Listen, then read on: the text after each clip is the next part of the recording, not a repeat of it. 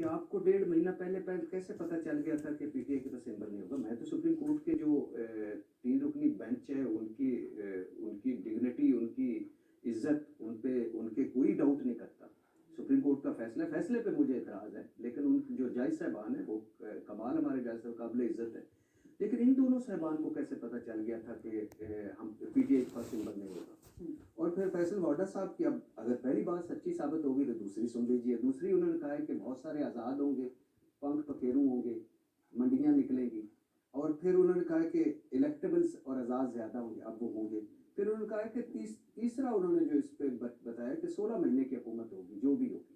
اس کے بعد پھر ایک اور حکومت بنے گی، شاید اس میں اور سلمان غنی صاحب بھی آ جائیں، کیونکہ اب تو اس طرح پہ یقین کر رہے ہیں. پہلی ہو گئی پوری، پہلی سمبل والی جو مجھے توقع ہی نہیں تھا. دونوں خود الیکشن ہی کر رہے ہیں. ہاں الحمدللہ.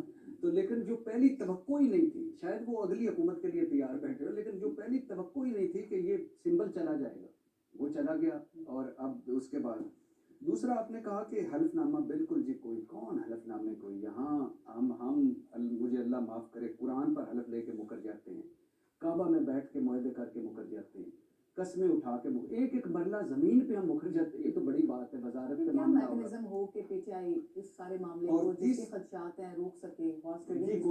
جی کوئی یہ سپریم کورٹ کو آپ ان کو ہمیشہ شکریہ ادا کرتے رہیں عمر بھر. یہ سپریم کورٹ کا فیصلہ تاریخ کے کوڑے دان میں سب سے اوپر ہوگا. یہ جو آئین کے ساتھ کھڑے ہونے والے میرے جج صاحبان نے جس طرح الیکشن ایکٹ کو آئین پر فوقیت دی،